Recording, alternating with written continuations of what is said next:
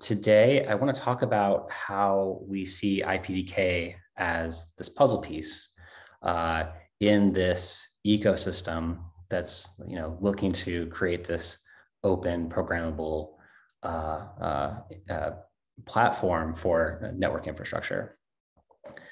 And so maybe some background on what IPDK is. So, IPDK is a target agnostic framework. So I guess in contrast to maybe other solutions that we've had in the past from Intel or from other vendors, everything inside of IPDK is independent of each individual device. So we completely separate out the device-specific code functionality underneath IPDK, and then IPDK becomes the common thread across all those different types of targets. And we try to commonize all of the functions that you would use to do infrastructure programming. We try to put that in the IPDK layer in the middle. And the way that we're stacking this all up is that IPDK becomes a sort of like little interface sandwich, where at the bottom we've separated out the device's SDK, the device's drivers, and all of maybe the device's compiler backends, things like that. Put that underneath in the target functionality, and then above we have a set of RPCs where you can set up these different use cases. So I have some examples of how we set up infrastructure as a service today. We have been working in the open source on how to offload Kubernetes and Envoy. And also, we have been working on different APIs for embedding different accelerations into the infrastructure itself.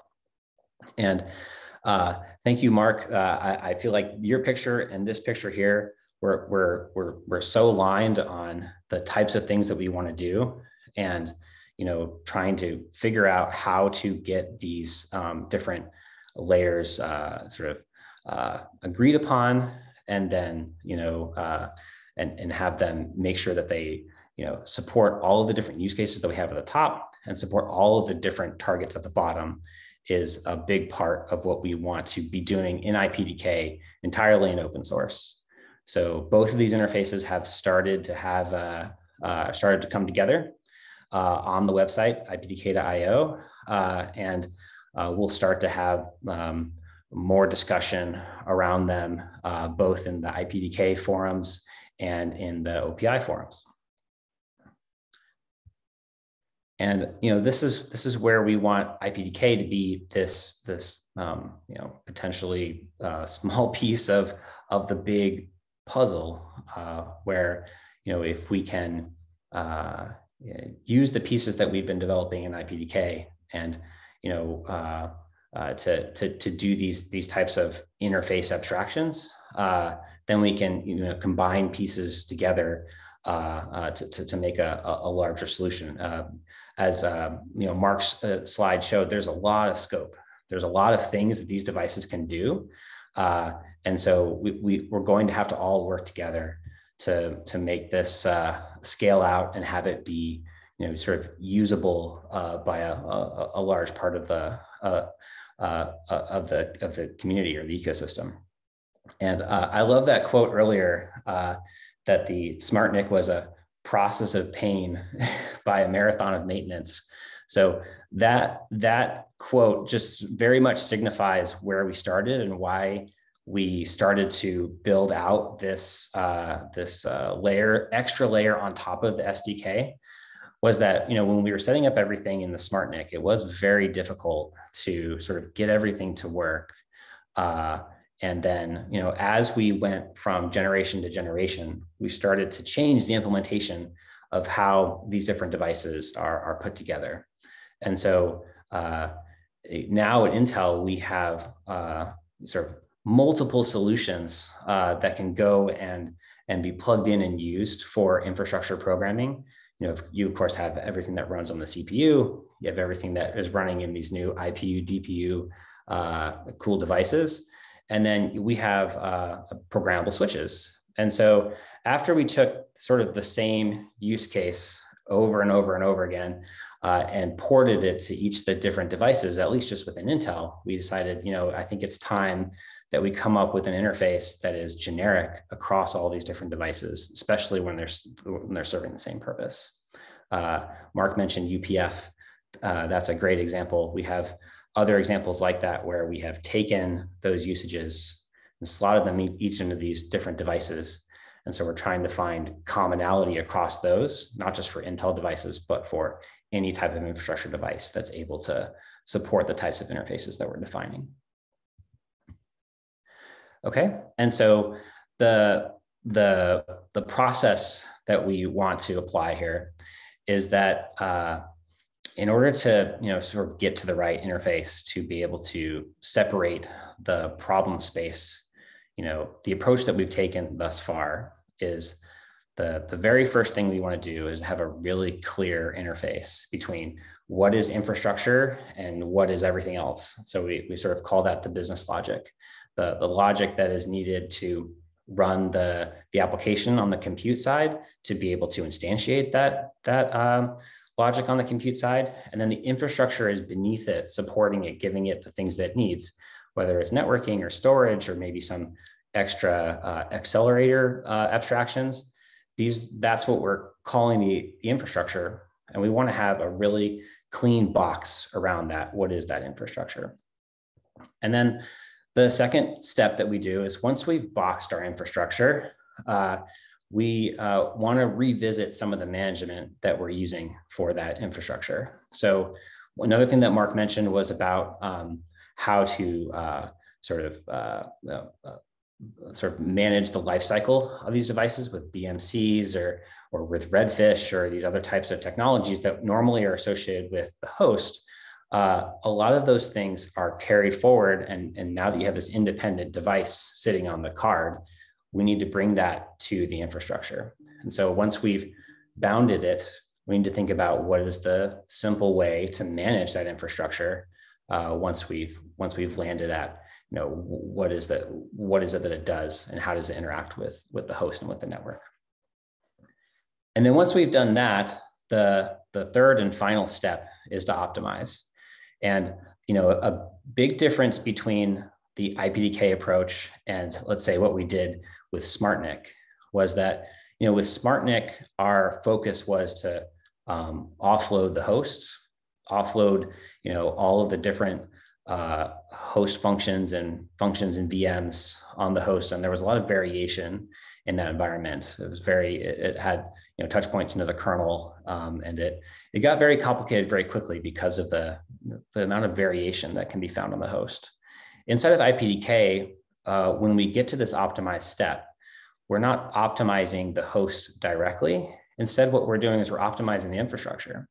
Is we're saying that if we can take the box that we defined for the infrastructure and make that more efficient, make that run faster, or make that have more services than it had before, and make the services run faster, then that's going to benefit the host.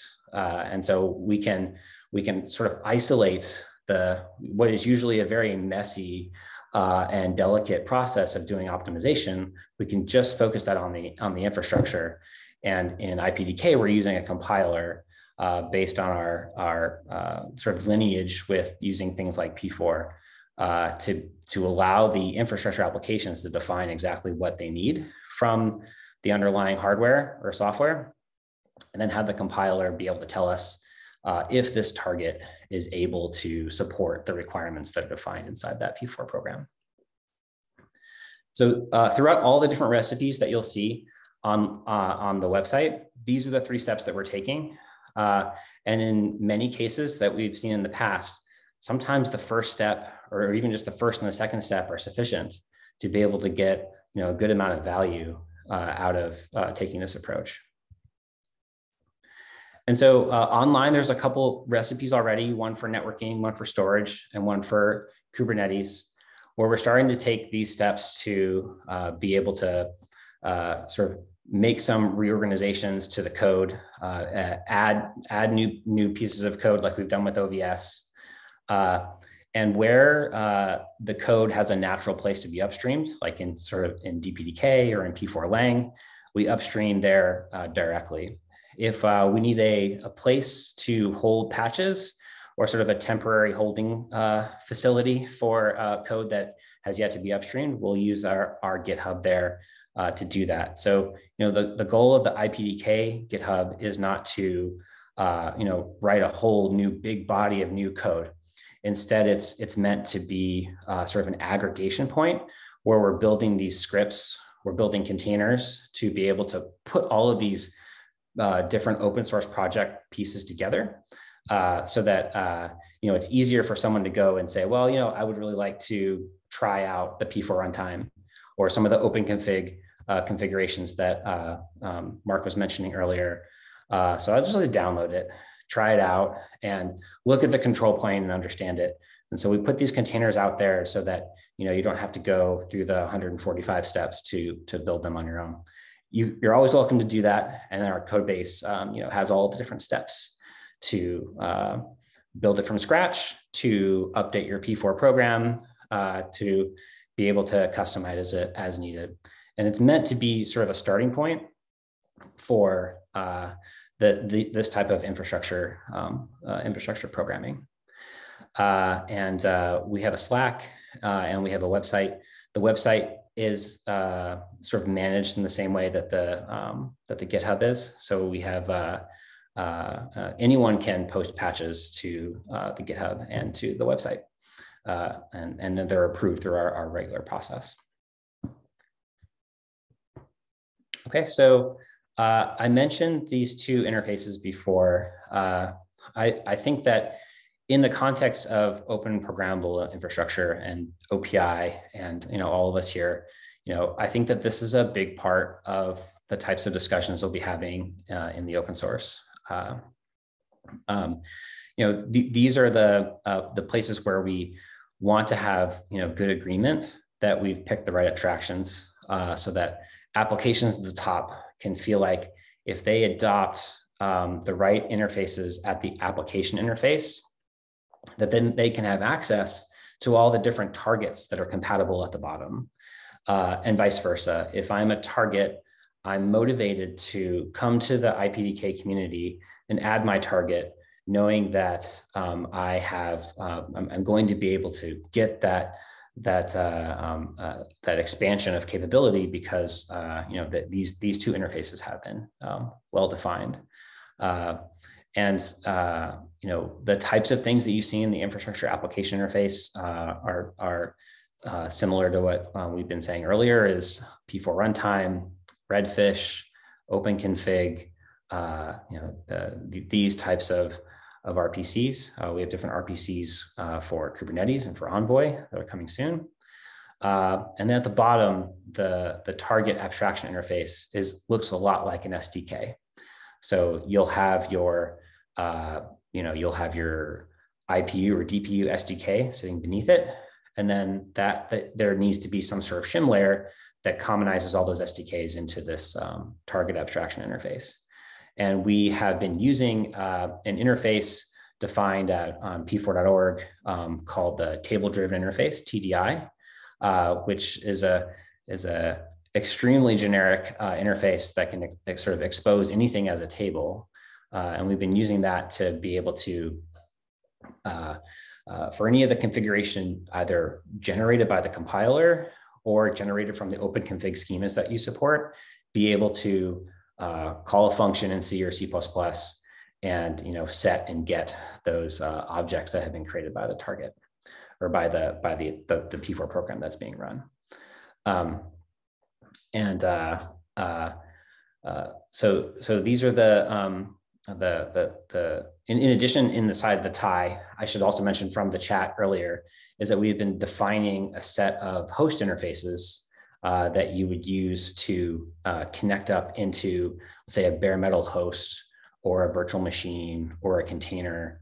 And we started with VirtIO.net and VME. We want to expand that over time because we think that a really cool thing about these DPU, IPU devices is that they are separate from the host.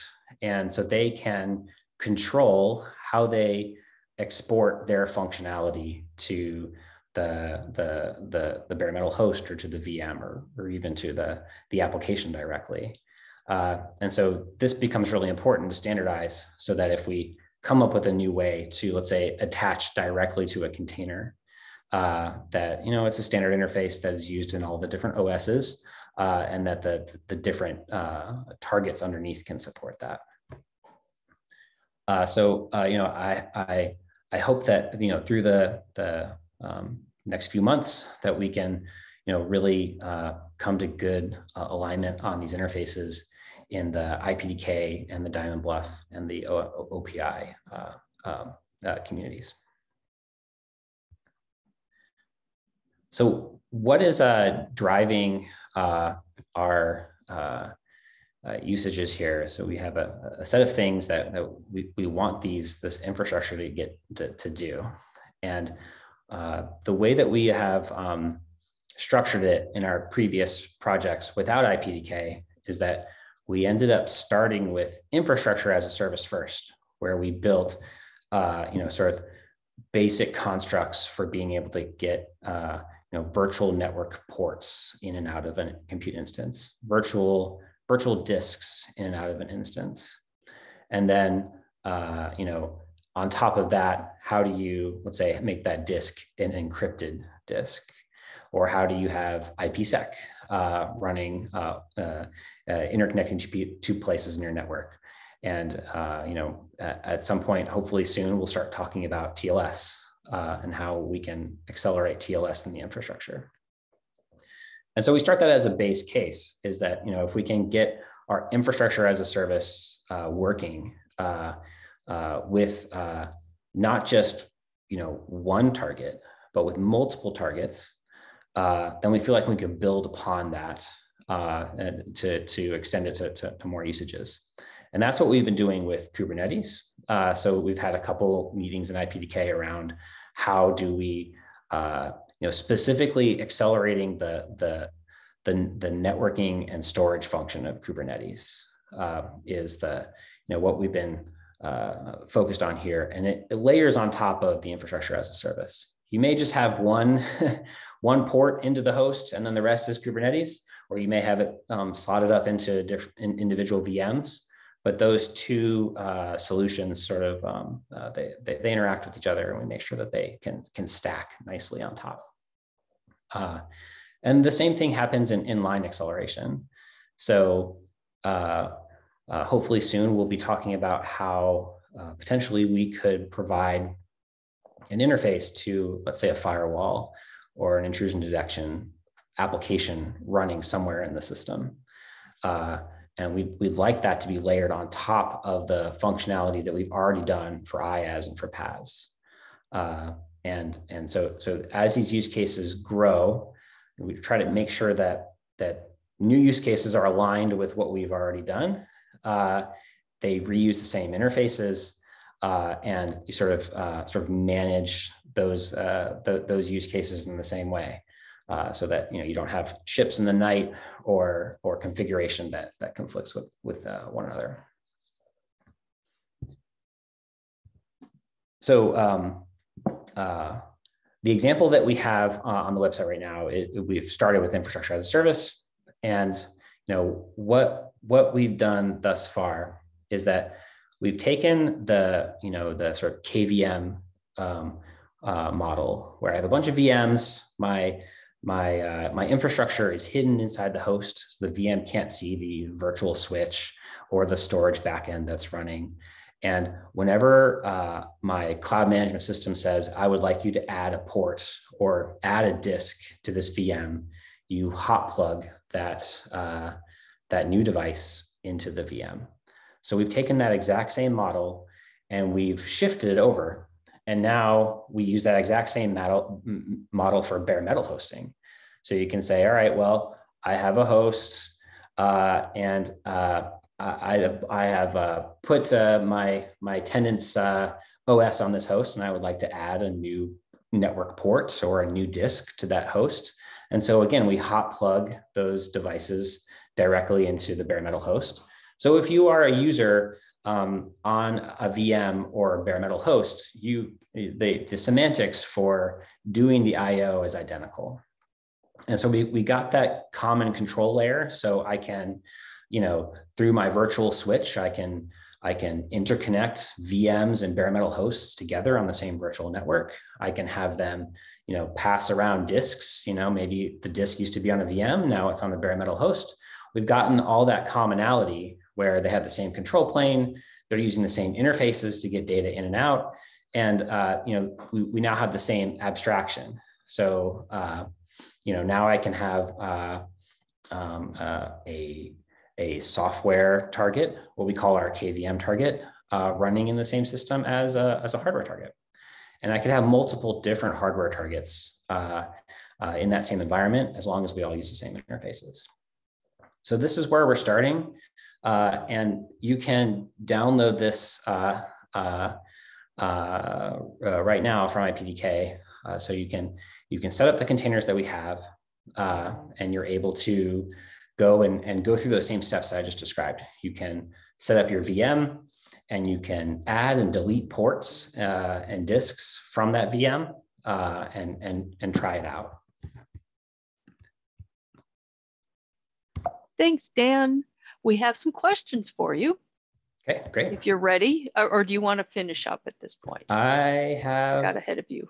2 more slides. Yeah. All right, go ahead, finish up. I stalled to see all this. I saw a bunch of questions. Yeah. So I will finish up so we have time. Okay. So we are seeding this community with a set of contributions, and we're just getting started. Like Mark said, the scope is large. We'll need to all work together here, and we welcome any types of contributions. We'll talk tomorrow about Marvell's contributions to getting this to run on ARM cores. So we're definitely wanting to get everyone together and open to contributing to whichever open source project makes the most sense in terms of where does this code land, where do we find consensus on the different interfaces.